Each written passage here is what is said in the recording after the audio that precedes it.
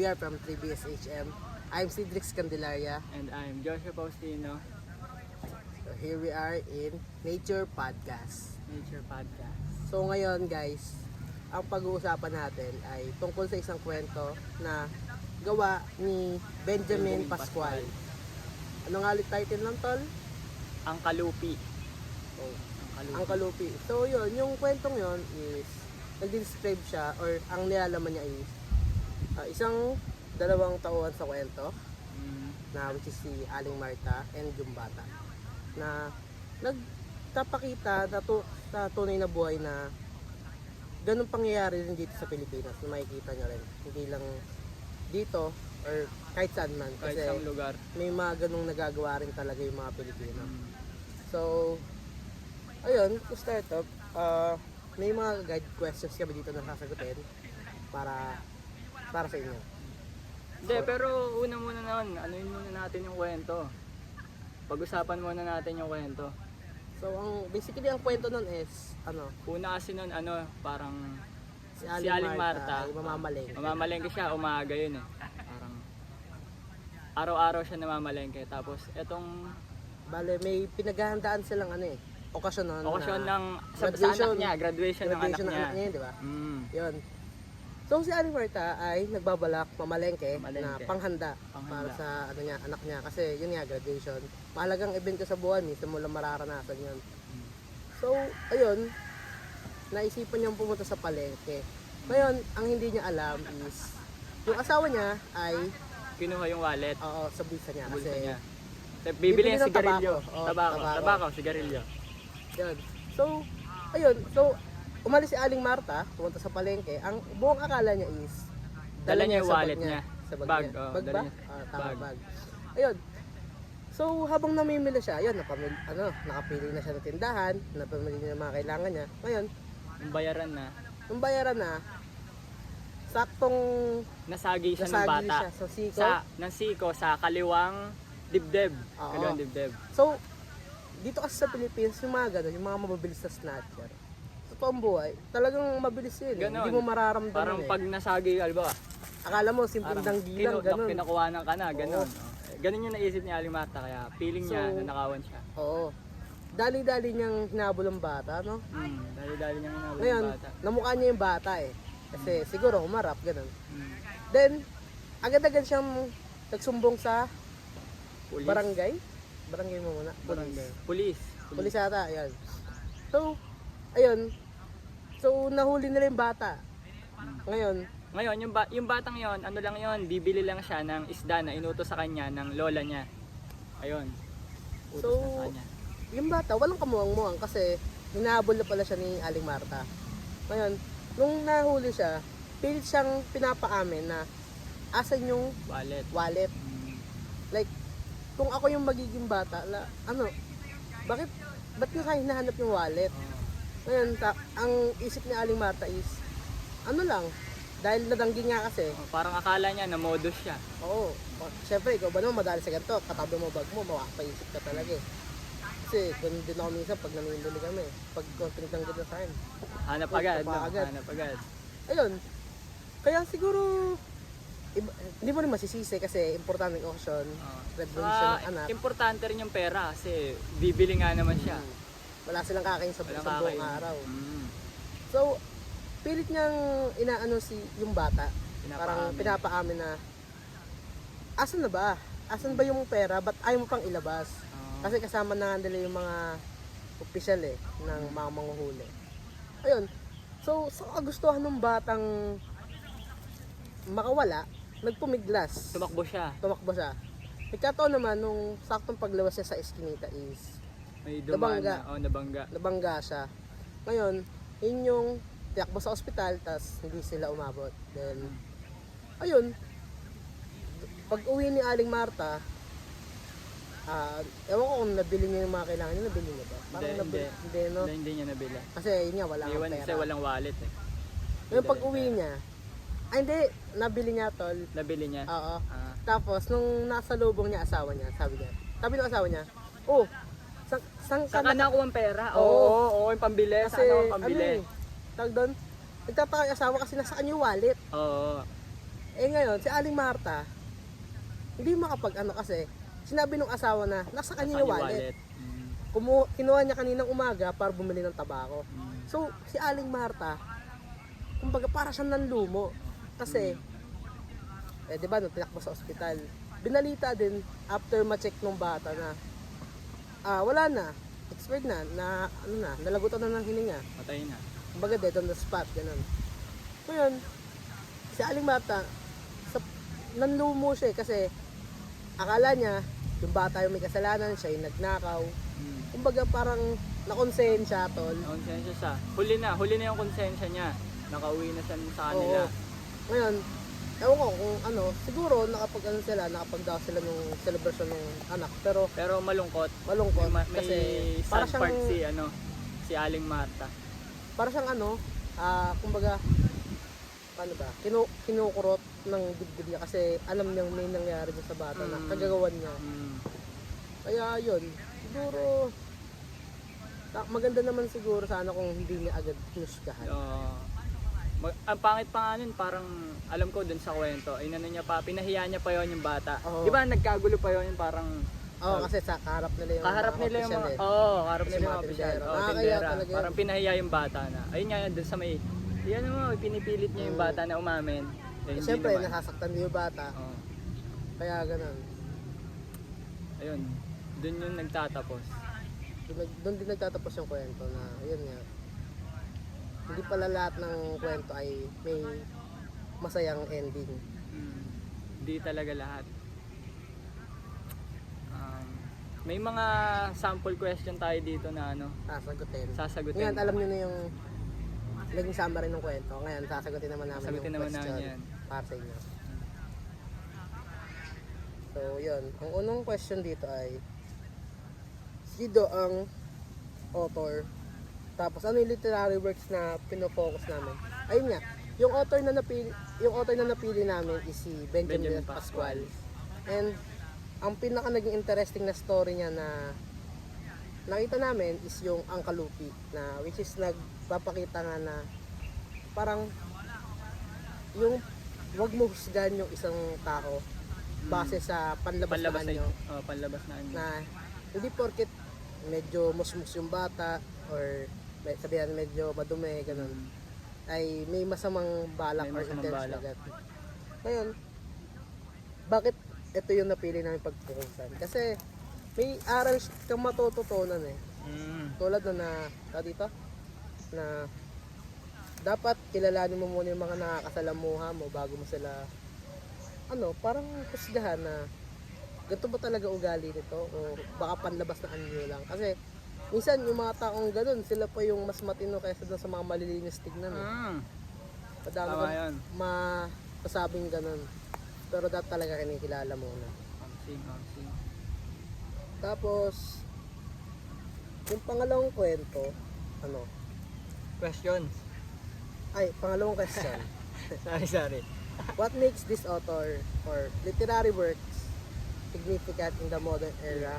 Of Philippine literature. Siguro nga dahil dun sa aral na maaari yung matutunan, natatatak talaga sa puso't isip Sa akin niyo. tumatak dito yung yung tawag dito. May mapupulot tayong aral dito sa sinulat ni Benjamin Pascual kasi parang true to life ba yan? True to life story o yan? Hindi. Hindi ko sure pero ayun, nasulat nakakapagbigay siya ng aral. May bigay aral. Hindi lang sa panlabas na anyo at tingin ganun. Kumbaga, maging mindful ka din sa lahat ng nasa paligid mo na hindi lahat katulad ng iniisip mo. Parang ganun. Tapos, siguro dapat mas maging open ka talaga sa tao na dapat pag sabihin natin may hinahanap ka, hindi ka basta-basta mamimintang, magtatanong ka muna or iisipin mo mabuti yung sasabihin mo kasi may mga tao na yung pag iba yung tono mo, kunyari, tol, ikaw ba kumuha nung wallet ko? Like, ano yung magiging dating sa kanya? Pinagbibintangan ko siya. Which is mali.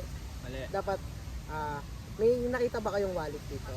Kasi nawalan yung wallet ko. Parang pangit kasi nung pagkakasabi niya. Yun lang yung nakakaano doon kasi misunderstood nila yun. Mm. Kaya minsan, no, kung sa mga kasing edad ni Aling Marta, mag-aaway yun. Mm. Tapos minsan sa bata, nakaka-trauma din naman na hindi mo naman totally kilala yung bata. Sisihin mo. Oo, di ba? Magkakaroon ng trauma doon. Ngayon, parang mas ano, if sa mga susunod na alis nyo, kunyari, mga malengke, always be attentive sa lahat ng gamit nyo. Kunyari, lalo na sa pera kasi Ah, mahalaga yun eh. Doon mo mabibili yung mga ayun yung pambili kailangan mo. Ano po ba? Why did you choose this specific author? Your work for your time travel. Siguro ano, kasi if ako din kasi yung gaganap bilang bata. Matatakot ako kasi wala naman akong ginagawa, nautusan lang ako bumili ng isda. Nasisi ba naman? Sisi pa. Ayan, kung ako naman mapupunta kay Aling Marta. Oo, Baka pumiglas din. mm. Ganyan. Ngayon, kung ako naman maano kay Aling Marta, kumbaga, syempre mapaparanoid din ako. Mahalagang okasyon nyo para sa anak ko kasi, syempre, bilang magulang, masarap sa pakiramdam na makikita mong gumagraduate ang anak mo. Kumbaga, yung mga ginagastos mo sa kanya, hindi nasasayang eh. Parang mas, lalo ka nagpupursige kasi, sabihin natin ng anak mo, nagtapos ng high school. Mm. Ayun, parang, okay. Achievement. Oo, achievement. Isang ano na lang, isang black toga na lang, Mm. ano na, at least, parang, katulad yan sinasabi sa akin sa tatay ko, na, okay lang na maliit ka ng graduate, basta alam mo yung nasa isip mo na talagang tatapusin mo. Tsaka, yun yung magiging ano mo eh, yun yung magiging sandata mo pagdating ng araw. Mm. Ayun, tapos ang mali lang talaga doon is si Aling Marta na masyado siyang mapanghusto sa kapwa. Hindi niyo muna pinag-explain yung bata. Kasi nasagi lang naman siya eh. Hindi nga alam ng bata na nasagi niya yung ali. Ay, pero alam ko na nasagi niya yun. Parang nag-sorry lang yun. Oo, parang sorry lang. Pasensya. Tapos, nagkataon naman nagmamadali. Yun. Nagkataon nagmamadali. Hindi na rin napansin ng bata. Ayun. Pero, wala eh. Kahit sa mutik nyo, mali talaga yung... Ay, Marta, magbago ka na. Kaya yung mga Aling Marta dyan, kilalanin mo na yung mga ano. Huwag niyo muna husgan. Huwag Oo. muna kayo mahusgan ng ibang tao. Ngayon, sure nyo muna, isipin nyo lahat ng gamit nyo. Tulad ko, may bag ako dito. Ayun, dito ko nalagay yung mga gamit ko. Yun o. Para, Yan yung Cedrix. ayun, iwas ano lang, iwas commotion lang din. Ah, Tapos, nasa ano mo din yun eh. Kasi, once na napahiya ka, grabe yun. Kasi, maganda. pag-uusap mo kasi ibang lugar, sabihin, uy, ako kunyari, uy, si Cedrix, ganito, nagwala kasi, ano, tawag dito, nakuha daw yung cellphone, pero nung tinignan, andito lang pala sa belt Ay, bag. paano kaya yun, pre, kung si Aling Marta, parang siya yung napahiya doon. Di ba? Yung parang siya yung nalagay doon. Sabi, ay, nakalimutan lang pala yung wallet ko. Paano kung nag-tag sa kanya yung ano? Oo. Yung, Kunyari, may nag-video, ngayon kasi sa social media, uso na yun eh, parang, uy, di mo may nag-ano. bibidyohan. Talaga nakikita. Oo. So, hindi nyo masasabi na Hindi parang, masabi. hindi totoo yan, ano. Oo. Kasi, modern eh. Cellphone na lahat ang ginagamit Cellphone eh. na. Dami nga nagre-reklamo dyan sa ano, konting away, ano lang, kalsada lang. O diba? Picture agad. Picture, Ganun. video, post agad, live, ganyan. Mhm. Kaya, yun din. Pero okay din sana kung ano, kung sa modern ano dito sa Philippines 2020. Mostly kasi may camera na yun. Oo naman. Kita yun siguro kung may Kita yun. sa modern ano na. Kasi syempre dati may talaga buhay, di talaga afford yun. Ayun. Next question. Ano bang anuhin natin dito, Sid? Yung ano. Number ano ba yung kanina? 3? 3, Yung 6. 6. Ah. What would be the first thing you would ask your author or character if they were transported to the present day? Ano ba? Ano bang tatanong? Siguro ako ano, Anong tatanong mo sa author? Ikaw. para sa akin dito. Bakit di na lang niya binuhay yung bata. Kasi, parang ang lungkot naman kasi nun. Like, hindi man lang niya nahingian ng dispensa yung bata. Like, hindi naman na maririnig ng bata yun kasi patay niya eh. Parang ganun. Parang, hayaan man lang makapag-sorry or makabawi si Aling Marta kasi Oo nga, no? Gandang ending, no? kasi kawawa din kasi yung magulang. Dapat parang masaya yung anak ni Aling Marta tapos wala pa siyang na ibang tao. Parang may napasaya pa siya ibang tao kasi nakabawi Para siya. hindi naging malungkot yung kwento kasi Oo. may pamilya din yung Yung bata. Oh. Pero mo, mabibigyan pa rin ng yung bata na yung pamilya ng bata na sana hindi ko na lang intusan si ganito, si bata kasi Oo. kung alam ko lang, sana ako na lang din yung ganun. Bumili ako na sana. May ganun sasabihin pa yun, may ganun panigurado. talaga yun. Ayun. Kaya parang ang hirap lang kasi mas maganda rin siguro pag kung nabuhay. Kasi parang syempre, iba naman Happy may ending. Happy ending. Happy ending. Tsaka sino ba naman may gusto na may namamatay sa huli? On team. Pangit Ang yun. hirap nun. Mas mabigat.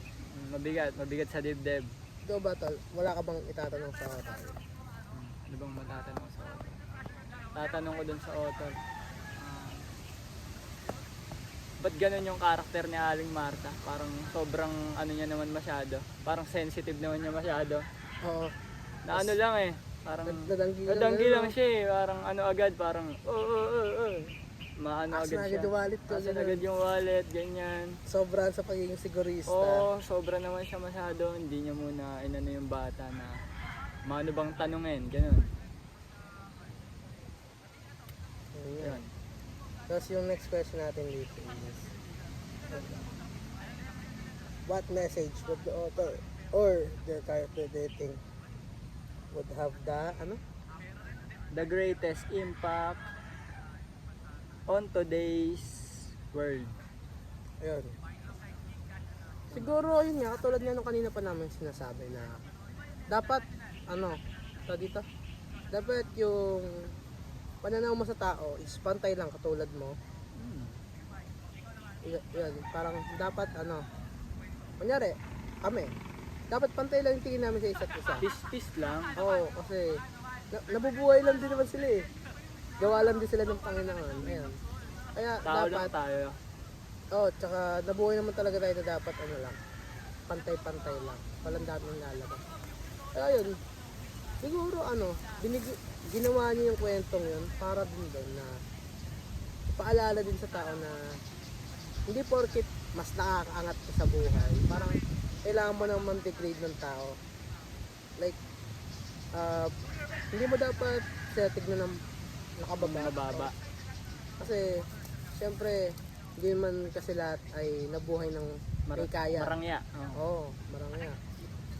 Kaya yung iba, nagsusumikap, diba? Para kahit paano, maramdaman nila na Masarap na buhay. Oo, Masarap, parang makakain ng masarap na pantay pagkain. sila. Ganon. kasi miski sa akin, ganun nararamdaman ko eh. Sa ngayon, kasi syempre, sakto lang ang buhay namin ngayon. Gusto ko din pumantay sa mga kahit paano may yaman. Kasi hindi din mo gusto mo, hindi ka mag-isip na ba't mahirap? Ilang taon na ba ako? Ganun. Para less isipin na rin. Kumbaga, kung isipin mo na, trabaho na lang. Ganun. Tapos, yung ito pang tanong dito ay, How can we apply lesson from this author's work to the challenges we face today? Ayun. Para sa akin, paano ko siya harapin bilang challenge ngayon sa mundo? Siguro, dapat kalmado lang ako lagi na, kunyari, lalabas ako ng bahay na may clear na isip kasi Peace of mind. oo, kasi pag wala kang ganun or inisip mo na magbuka ka ng bunganga na lang, parang Saka kung may problema ka halimbawa sa bahay, huwag mo nang dalhin sa labas. kasi minsan pag bad trip ka sa bahay, nadadala mo sa labas eh. Minsan nadadala mo kasi talaga yun eh. Wala di Alimarta, may iniisip na handaan. Diba? Iniisip niya masyado yung anak niya. Hindi niya iniisip yung ibang tao. Ngayon, nadami yung bata, sa galit. Damay. Para Nakapatay, lang- parang nakadisgrasya pa siya. Oh, parang mas sa pangasan. Tulad nun, kung ikaw, kung normal na tao ka, siyempre may pag-usap ka ng malumanay, tapos kung may ano man, may nangyari mang di kaya, hindi ka gagawa agad ng parang gulo or yung alam mo, ikapapahiya mo. Kasi hindi ka naman pwede sumugod sa tindahan na hindi, ba't wala yung ganito ko? Tapos yung di mo lang pala nakita, nilagay sa bag mo. Oh. Ba't kulang yung ganito? Oh. Kailangan talaga may pangunawa at may dito. Respect each other lang din. Huwag kayong masyadong ano bang tawag dito? Huwag masyadong Mag-overreact. mag-overreact. Isipin nyo lang muna yung sasabihin nyo kasi pwede rin kasing maka-apekto yun sa kausap mo eh. Tama, oh. Paano ang kausap mo? Bugnutin din. Mamasamain niya pa sasabihin mo. Magtalo pa kayong dalawa. Grabe. Kaya, ayun. Payo ko lang din sa mga mga katulad namin na dapat, okay lang naman magsalita ng ganun. Basta, parang aayusin mo lang yung sasabihin mo. In a good way na In a good salita. way. Wag mong wag yung bara-barang salita. Kasi iba yung dating talaga eh pagka sinabi mo yung ganun. Yung straightforward ka magsalita sa kanya. Yun, parang naninisi, halimbawa, ganun. Ikaw ba? Kung ikaw si Benjamin Pascual, anong gagawin mo dun sa kwento ngayon? Na, kung may dadagdag ka lang. Ako kasi feeling ko dadagdagan. Sige, ikaw muna. Bubuhayin ko yung bata syempre. Alala? Bubuhayin ko yung bata. Buhayin mo, Kasi yun nga, hindi talaga masaya ang kwento pag may namamatay. Pero sabi nga nila, everything happens for a reason eh. Siguro, yun talaga yun eh. Oras na niya eh. Ano pa ba? Para sa akin, ganun din, hindi ko, kung ako yung author, hindi ko papatayin yung bata dun sa kwento. Parang, gagawin ko, i-invite ko na lang yun, sakaling ako si, ako yung author, di ba? Parang i-invite ko na lang si, yung bata. Parang, ito, graduation yung anak ko. Parang, bilang bawi, kain ka dito sa amin, sama sa celebration. Kasi, naperwisyo ko yung, di ba? Parang, naperwisyo ito eh. Di ba? Parang, gusto kong bumawi sa'yo. Kahit sa simpleng bagay lang, kain, ganyan. Ayun. Kung tas, kunyari, andun na yung bata. Bigyan mo ng balot. Kasi syempre, sa Pilipinas, ito pa, pabalot pa, May pabalot dala pa. mo to sa inyo kasi Sa lola mo, lalo sa lola mo. Mamaya wala pa kayong ulam daw. Parang hindi na mag-iisip lola mo. Diba? Parang mo lang. Kasi iba pa rin talaga pag may dala ka. Ako tatay ko, dala ko palagi pag may birthday. Kahit So, ako diba, din. good food siya. Lalo pag may Shanghai, yan. Oo, siya kayo pati spaghetti. Ayun lang guys, sana Kaya tuwa kayo sa ginawa namin pag-uusap. Masaya naman to. Sana may napulot din kayong aral kasi kami, kahit pa paano, may pumasok sa amin, mas naging clear yung isip namin sa mga ganung bagay na hindi dapat ganun na dapat dapat may presence of mind ka pa rin palagi pag nasa ganung sitwasyon. Tapos, yun nga, kumbaga, huwag kang maging papanggis ka sa kapwa. Kasi pag meron kang ganun, pangit ng magiging buhay mo kasi wala ka din peace. Madami kang magiging kaaway. Kaya yun lang. Kami magpapaalam na. Ako nga si Dex Candelaria. And I'm Joseph Faustino. At samahan nyo kami sa susunod na Nature Podcast. Yun lamang. Salamat. Thank you.